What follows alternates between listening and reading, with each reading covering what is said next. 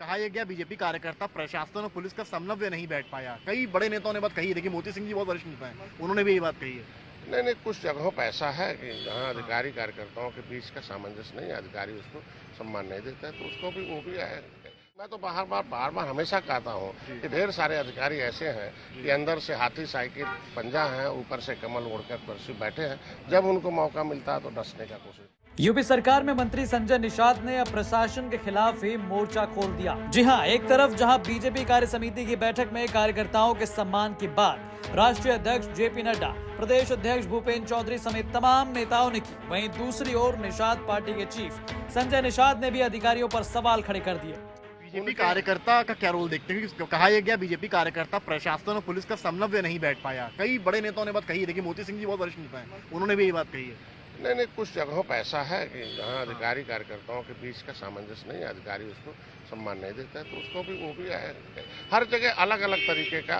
क्या निषाद पार्टी को भी इसका नुकसान हुआ यूपी में? अब हम साथ में हैं तो संगत, लेकिन नुकसान हुआ है तो जवाब भी आप ही को लेकिन ऐसा है कि देखो भाई, मित्र वही है, पार्टनर वही है जो घाटे में भी साथ रहे, फायदे में भी साथ रहे। मतलब घाटा हुआ आपको इस चीज से? निश्चित रूप से सीट का घाटा ही है। आपको लगता है कि प्रशासन की वजह से चुनाव में नुकसान हुआ है इस बार? कहीं कहीं है ऐसा, इग्नोर नहीं किया जा सकता है कि प्रशासन में कुछ न कुछ। मैं तो बार बार हमेशा कहता हूँ कि ढेर सारे अधिकारी ऐसे हैं कि अंदर से हाथी साइकिल पंजा है, ऊपर से कमल ओढ़कर कुर्सी बैठे हैं, जब उनको मौका मिलता है तो डसने का कोशिश। उनका कहना है कि कई अधिकारी ऐसे हैं जिन्होंने कार्यकर्ताओं को सम्मान नहीं दिया। आपको बता दें कि 14 जुलाई को लखनऊ में हुई भाजपा कार्य समिति की बैठक का अहम मुद्दा लोकसभा चुनाव नतीजों पर मंथन था, लेकिन इसमें नेताओं और कार्यकर्ताओं की नाराजगी खुलकर सामने आई।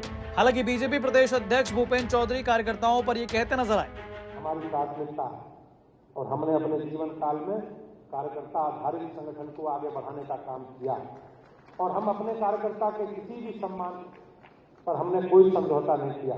पार्टी अपने सभी कार्यकर्ताओं के साथ कंधे से कंधा मिलाकर खड़ी।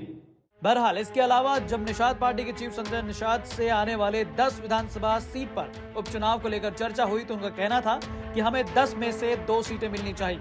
हमने बीजेपी को उन सीटों पर जिताया है जहां वो कभी नहीं जीत सकती थी। सीटें जो हैं 10, उसमें से कुछ आपको मिल रही हैं? हमारे दो हमारी सीटें भारतीय जनता पार्टी ने पहले दिया, एक मैं जीता था, वो सांसद हो गए। नहीं, इस बार का क्या? एक जो है, एक मैं बहुत कम वोटों से हारा हूँ।